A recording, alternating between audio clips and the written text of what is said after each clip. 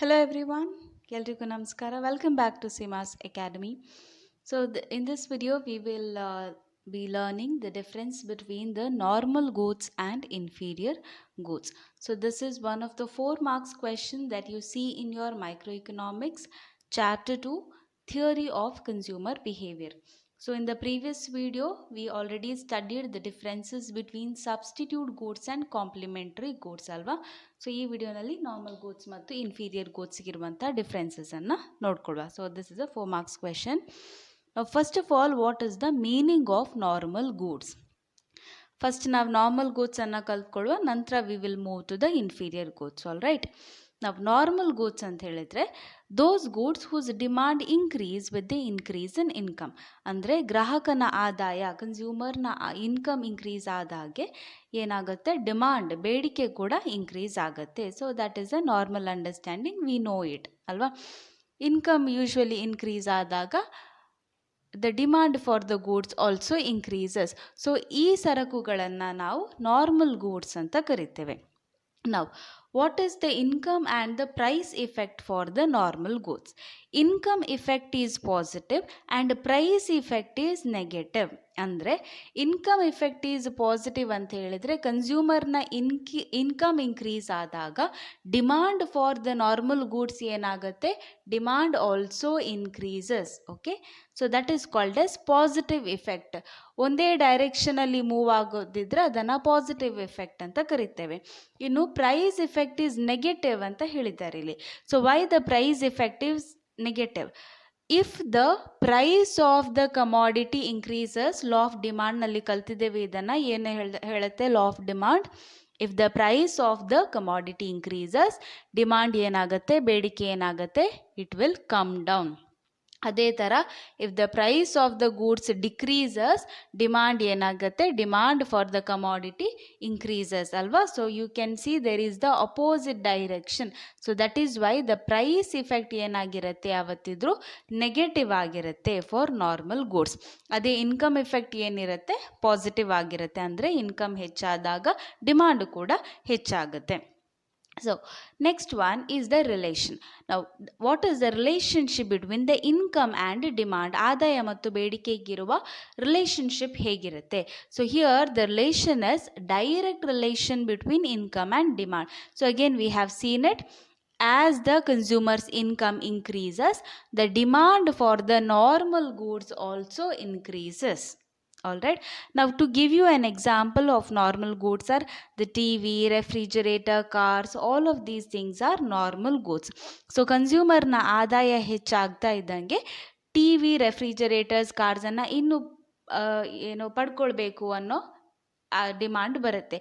So whenever the income of a consumer goes up, he would want to buy more of or a different model of TV or a new refrigerator or a new car. Okay, so these are the examples of normal goods. Coming to the inferior goods. Now what are inferior goods? See, inferior goods are dead opposite of your normal goods. So where the demand decreases with the increase in income. ಆದಾಯ increase ಆದ ಹಾಗೆ ಬೇಡಿಕೆ ಏನಾಗುತ್ತೆ, decrease ಆಗುತ್ತೆ. So ಅಂಥ ಗೂಡ್ಸ್ಗಳನ್ನು ನಾವು inferior goods ಅಂತ ಕರಿತೇವೆ. ನಾವು what is the income or price effect? Income and price effect. So here income effect is negative and price effect is positive. This is the opposite of what we studied in the normal goods. Normal goods ಅಲ್ಲಿ ಹೇಗಿತ್ತು, income effect is positive and price effect is negative. So ಇಲ್ಲಿ income effect is negative. ಯಾಕಂತ ಹೇಳಿದರೆ ಕನ್ಸ್ಯೂಮರ್ನ income increase ಆದಾಗ ಏನಾಗುತ್ತೆ, demand decrease ಆಗುತ್ತೆ. Example ಕೊಡ್ತೇನೆ, don't worry, I tell you why it is so. ನಾವು ಪ್ರೈಸ್ ಎಫೆಕ್ಟ್ ಹೇಗಿರುತ್ತೆ ಅಂತ ಹೇಳಿದರೆ, as and when the consumers income increases, as and when the price of inferior goods increases, the demand for the inferior goods also increases. So that is why positive effect, both are moving in the same direction. Now if you see the relationship here, there is inverse relationship between income and demand. ಅಂದರೆ negative relationship, income increase ಆದಾಗ demand decrease ಆಗುತ್ತೆ. ನಾವು one major doubt that students usually have is, normal ಆಗಿ ಕನ್ಸ್ಯೂಮರ್ನ income increase ಆದಾಗ ಅವನು ಹೆಚ್ಚು ಗೂಡ್ಸನ್ನು ಡಿಮಾಂಡ್ ಮಾಡ್ತಾನೆ. That is our common understanding. Inferior ಗೂಡ್ಸಿಗೆ ಬಂದಾಗ ಯಾಕೆ ಇನ್ಕಮ್ ಇನ್ಕ್ರೀಸ್ ಆದಾಗ ಅವನು ಡಿಮಾಂಡನ್ನು ಕಡಿಮೆ ಮಾಡ್ತಾ ಇದ್ದಾನೆ? ಯಾಕೆಂದರೆ ಇಲ್ಲಿವರೆಗೆ ನಾವು ಕಲ್ತ್ಕೊಂಡು ಬಂದದ್ದು ಏನು? ಡಿಮಾಂಡ್ ಯಾವಾಗ ಇನ್ಕ್ರೀಸ್ ಆಗುತ್ತೆ? ಇನ್ಕಮ್ ಇನ್ಕ್ರೀಸ್ ಆದಾಗ ಡಿಮಾಂಡ್ ಇನ್ಕ್ರೀಸ್ ಆಗುತ್ತೆ. ಹಾಗೆಯೇ ಪ್ರೈಸ್ ಡೌನ್ ಆದಾಗ, ಡಿಕ್ರೀಸ್ ಆದಾಗ ಡಿಮಾಂಡ್ ಇನ್ಕ್ರೀಸ್ ಆಗುತ್ತೆ. ಹಾಗೆ ಪ್ರೈಸ್ ಇನ್ಕ್ರೀಸ್ ಆದಾಗ ಡಿಮಾಂಡ್ ಡಿಕ್ರೀಸ್ ಆಗಬೇಕು. ಸೊ ಇದನ್ನು ನಾವು ಇಲ್ಲಿವರೆಗೂ ಕಲ್ತ್ಕೊಂಡು ಬಂದಿದ್ದೇವೆ. ಸೊ ಇದನ್ನು ನೋಡಿದರೆ ಇಲ್ಲಿವರೆಗೆ ನಾವು ಏನು ಕಲ್ತಿದ್ದೇವೆ ಅದೆಲ್ಲ ವೇಸ್ಟ್ ಅಂತ ಅನಿಸುತ್ತೆ. C, we are talking about inferior goods. ಈಗ ಇನ್ಫೀರಿಯರ್ ಪದದ ಅರ್ಥ ಏನು ಅಂತ ಹೇಳಿದರೆ ಲೋ ಕ್ವಾಲಿಟಿ ಅಥವಾ ಕಳಪೆ ಮಟ್ಟದ ಸರಕುಗಳು ಅಂತ. ನೀವೇ ಇಮ್ಯಾಜಿನ್ ಮಾಡ್ಕೊಳ್ಳಿ, ಸಪೋಸ್ ನಿಮ್ಮ ಇನ್ಕಮ್ 15,000 rupees ಇದೆ ಒಂದು ತಿಂಗಳಿಗೆ, ಆಯಿತಾ? ನೀವು ಲಕ್ಸ್ ಸೋಪ್ಸ್ ಅಥವಾ ಲೋ ಕ್ವಾಲಿಟಿ ರೈಸ್ ಇದಕ್ಕೆಲ್ಲ ಸ್ಟಿಕ್ ಆನ್ ಆಗಿದ್ದೀರಾ ಸದ್ಯಕ್ಕೆ, ಯಾಕೆಂದರೆ ನಿಮ್ಮ ಆದಾಯದಲ್ಲಿ ಬರೋದು ಇಷ್ಟೇ. ಸಪೋಸ್ ಈಗ ನೆಕ್ಸ್ಟ್ ಮಂತ್ ನಿಮಗೆ ಪ್ರಮೋಷನ್ ಆಯಿತು, you are earning 50,000 or 70,000 rupees now. Will you buy more of Lux soaps? ಈಗ ನನ್ನ ಇನ್ಕಮ್ ಇನ್ಕ್ರೀಸ್ ಆಗಿದೆ ಅಂತ ಹೇಳಿಕೊಂಡು ನೀವು ಲೋಡ್ ಗಟ್ಟಲೆ ಲಕ್ಸ್ ಸೋಪ್ ಅಥವಾ KG ಗಟ್ಟಲೆ ಲೋ ಕ್ವಾಲಿಟಿ ರೈಸನ್ನು ಪರ್ಚೇಸ್ ಮಾಡ್ತೀರಾ? ಡೆಫಿನೆಟ್ಲಿ ಇಲ್ಲ ಅಲ್ವಾ? ನೀವು ಶಿಫ್ಟ್ ಆಗ್ತೀರಾ. You will shift from low quality rice to high quality rice. ಅಂದರೆ ಲೋ ಕ್ವಾಲಿಟಿ ರೈಸ್ನ ಬೇಡಿಕೆ ಏನು ಮಾಡಿದ್ದೀರಾ? ಈಗ ಕಡಿಮೆ ಮಾಡಿದ್ದೀರಾ, ಅಥವಾ ಇದನ್ನು ನೀವು ಡಿಮಾಂಡೇ ಮಾಡ್ತಾ ಇಲ್ಲ. That means as and when your income increased, the demand for this low quality goods or inferior goods ಏನಾಯಿತು? That has come down. So this is just an example, ಆಯಿತಾ? If somebody is using Lux soaps, please don't assume that it is inferior good. I am just giving an example, because comparatively Dove and Yardley are the costly soaps ಅಲ್ವಾ, ಅದಕ್ಕೆ.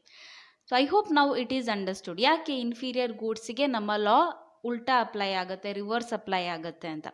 ಅದೇ price effect positive ಯಾಕಿದೆ ಅಂತ ಹೇಳಿದರೆ, ನೋಡಿ, suppose this is a common understanding that ಒಂದು ಪ್ರಾಡಕ್ಟಿನ price ಜಾಸ್ತಿ ಆದಾಗೆ ಅದರ quality ಕೂಡ ಒಳ್ಳೆಯದಿರುತ್ತೆ ಅನ್ನೋದೊಂದು ಸೈಕಾಲಜಿ ಇದೆ ಅಲ್ವಾ?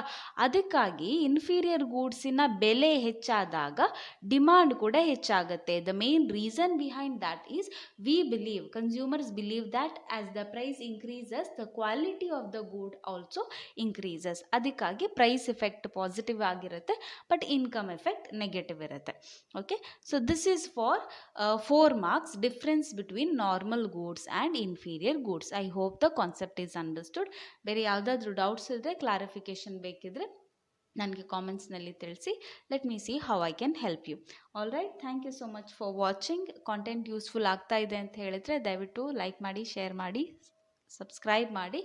Okay, see you in the next video. Till then, take care, bye, ನಮಸ್ತೆ.